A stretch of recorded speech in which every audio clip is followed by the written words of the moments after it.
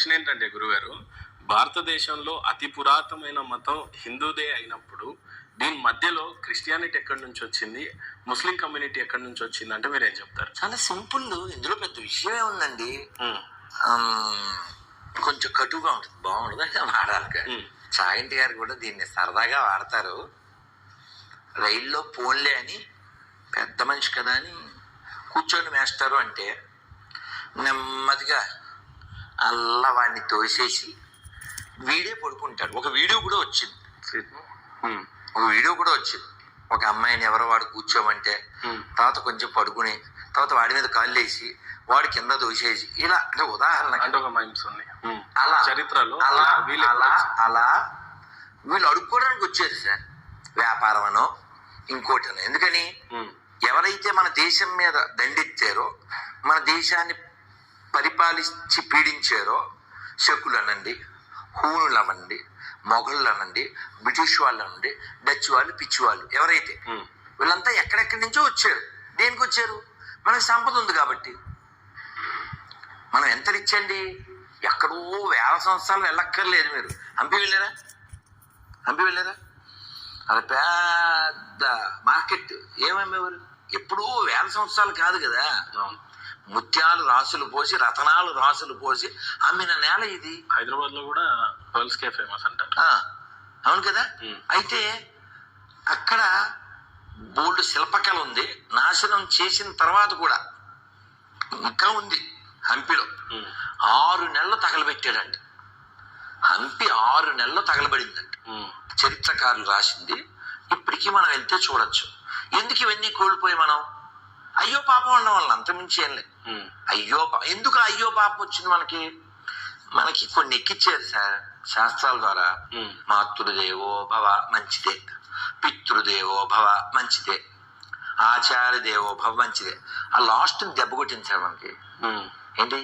అతిథి దేవో భవ. అతిథి దేవో భవ అన్నారు. అది మన బాడీలోకి ఎక్కింది, మన మైండ్లోకి ఎక్కింది.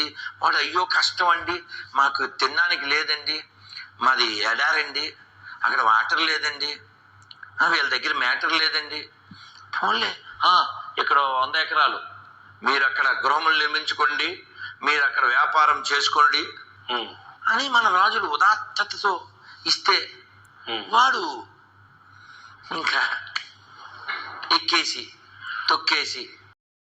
రాధా మనోహర్ దాస్ గారు ప్రీ మీడియా విలేకరు ఒక ప్రశ్న అడిగాడు ఇంటర్వ్యూలో.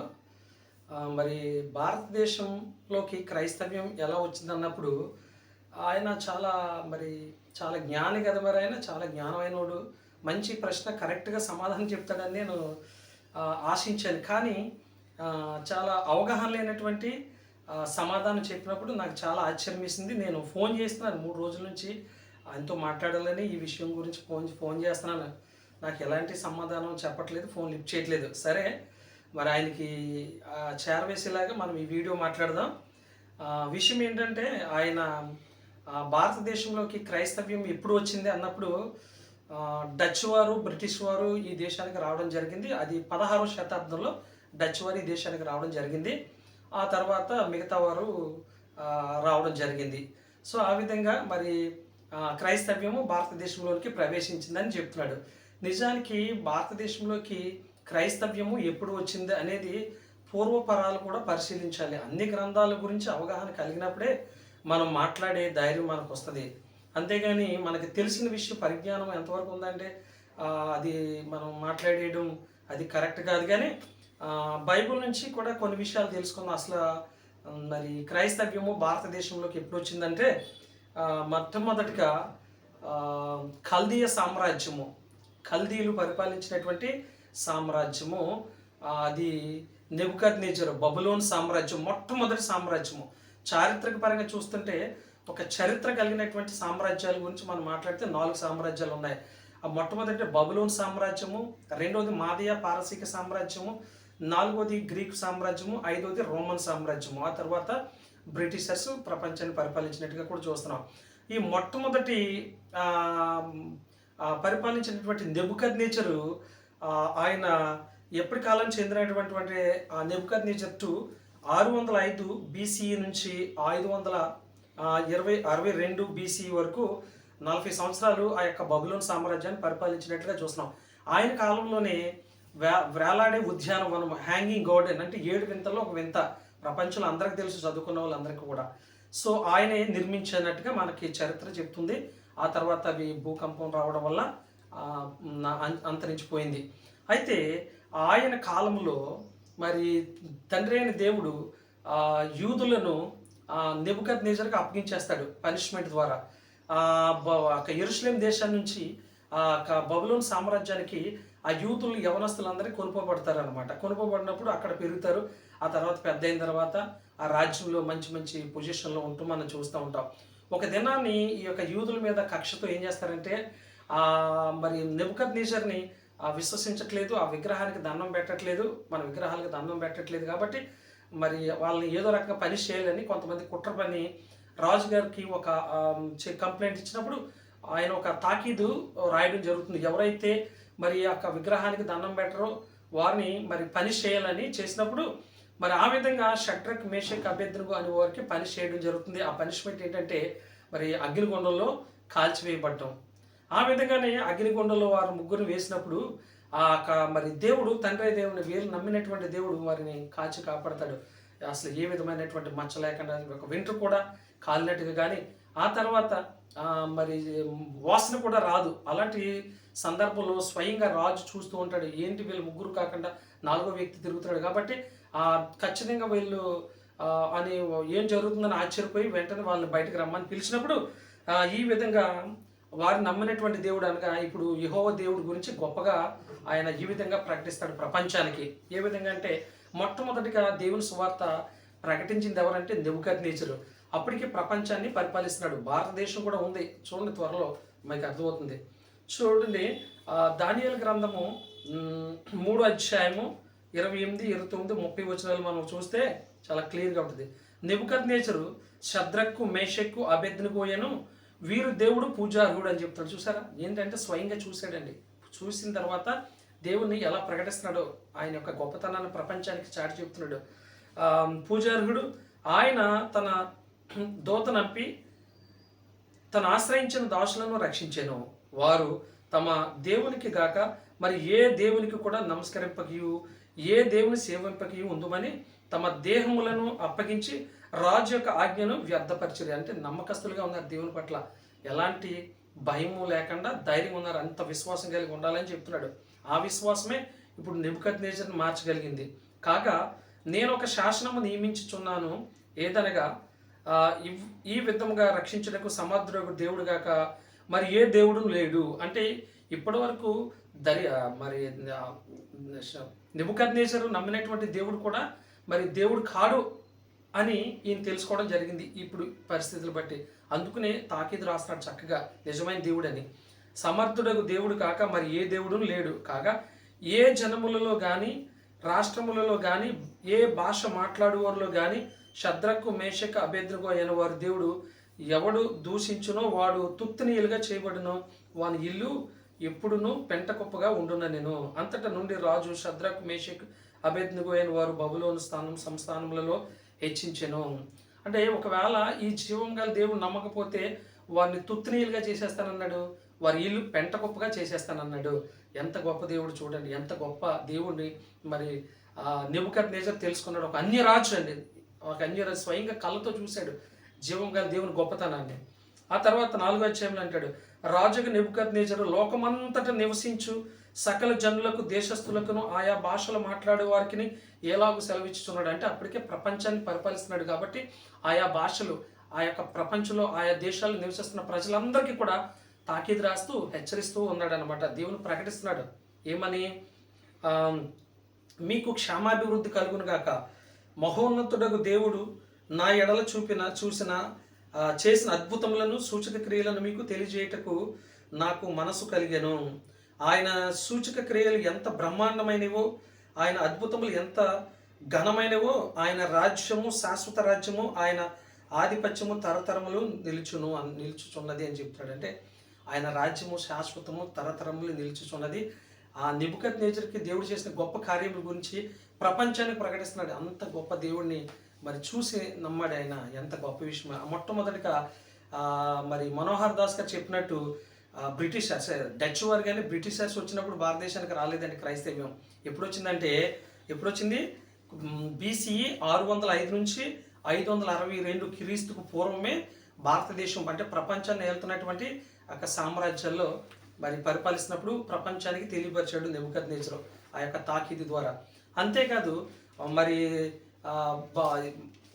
నెబుకద్నెజరు చనిపోయిన తర్వాత ఈ బబులోన్ సామ్రాజ్యము, కల్దీ సామ్రాజ్యం అంతరించిన తర్వాత ఆ తర్వాత మాదయ పారసీక సామ్రాజ్యం వచ్చింది. ఆ మాదయ పారసీక సామ్రాజ్యంలో మరి దానియేల్ గారు, షడ్రక్ మేషక్ అబేద్నెగో తర్వాత దానియేల్ గారు కూడా వీళ్ళతో ఉన్నాడు. కాబట్టి ఇక్కడ దర్యావేషు కాలంలో కూడా ఏం జరిగిందో చూద్దాం. దానియేల్ గారి విషయంలో ఇదే విషయం దానియేల్ గారు కూడా మరి జరగడం జరిగింది. ఇదే విషయం దానియేల్ గారు కూడా జరిగినట్లుగా మనం చూస్తూ ఉన్నాం. ఎలాగంటే షడ్రక్ మేషక్ అబేద్నెగో ఏ విధంగా అయితే మరి ఆ విగ్రహాలని నమ్మలేదో, మొక్కలేదో, అలాగే దానియేల్ గారు కూడా మొక్కలేందుకు ఈయన మీద ఒక పెద్ద నింద వేశారు అక్కడ దేశస్తులు. మరి దర్యావేష్ గారికి డానియేల్ గారి మీద కంప్లైంట్ ఇవ్వడం జరిగింది. అప్పుడు దర్యావేష్ గారు ఒక తాకీదు రాయించాడు, కంపల్సరిగా విగ్రహానికి మొక్కాలి అని. అయితే దానియేల్ గారు నేను అలా మొక్కను, నా తండ్రి అయిన దేవుడు తప్ప నేను ఎవరికి మొక్కనని ధైర్యంగా ఉన్నప్పుడు మరి ఆయన్ని తీసుకెళ్లి సింహపు బోన్లో పనిష్మెంట్గా వేయడం జరిగింది. సో అది పనిష్మెంట్, అది తాకీదు రాయించాడు. ఆ విధంగానే సింహపు బోన్లో వేసినప్పుడు మరి దానియేల్ గారి విషయంలో దర్యావేష్ గారు చాలా ఇష్టపడతాడు. ఎందుకంటే దేవుని నమ్మినటువంటి బిడ్డలు ఎంత గొప్పవారో బైబిలే చెప్తుంది. చాలా వీళ్ళు క్రూరంగా మాట్లాడుతున్నారు, మూర్ఖంగా మాట్లాడుతున్నారు క్రైస్తవుల గురించి. చాలా కావాలనే మాట్లాడుతున్నారు తప్ప నిజానికి ఏ క్రైస్తవుడు ఎవరిని దూషించడు, తన పని తాను చేసుకుపోతాడు. బైబిల్ అంటే భయం, దేవుడు అంటే భయం కాబట్టి.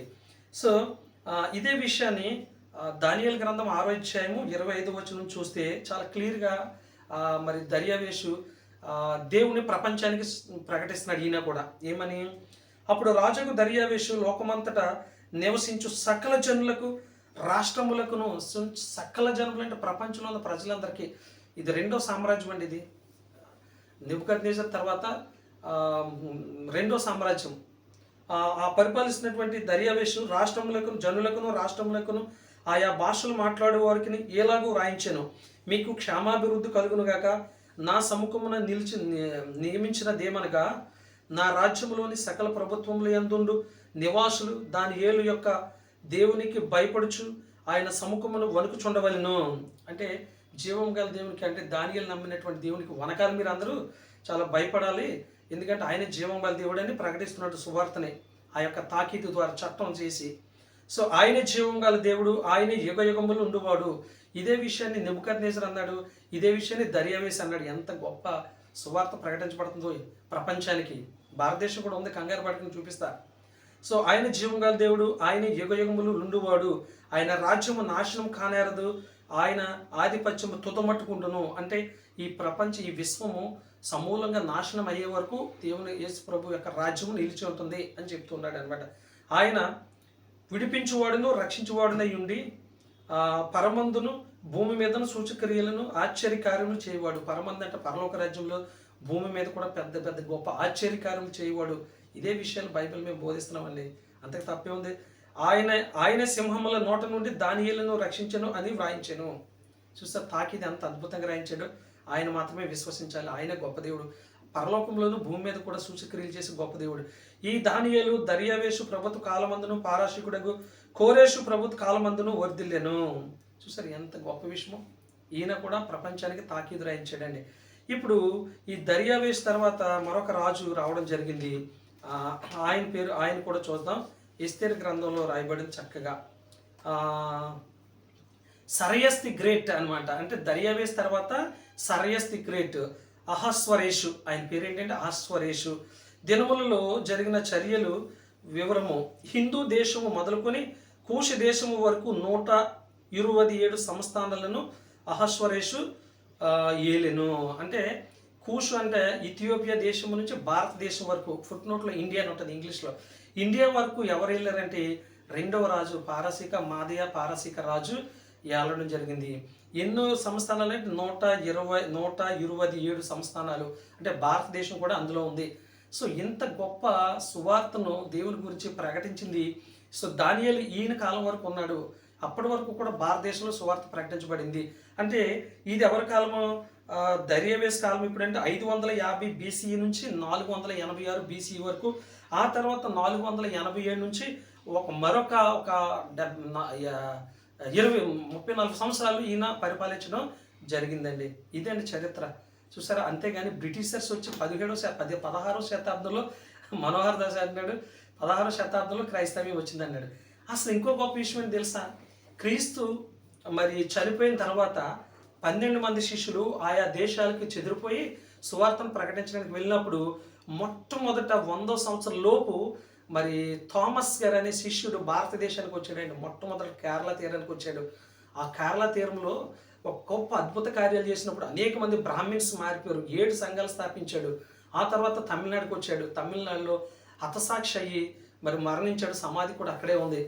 మొట్టమొదటి శతాబ్దంలోనే క్రీస్తుకు శకము మొదటి శతాబ్దంలోనే దేవుని సువార్త మరి భారతదేశానికి వచ్చింది. ఏం తెలుసని మాట్లాడుతున్నాడు మనోహర్ దాస్. నాట్ ఓన్లీ మనోహర్ దాస్ అండి, మతోన్మాదులు చాలా దారుణంగా మాట్లాడుతున్నారండి. క్రీస్తు ఎంత గొప్పవాడండి. స్వామి వివేకానంద లాంటి వాడే క్రీస్తుని మరి గొప్పగా ఆయన మరి కొనియాడాడు.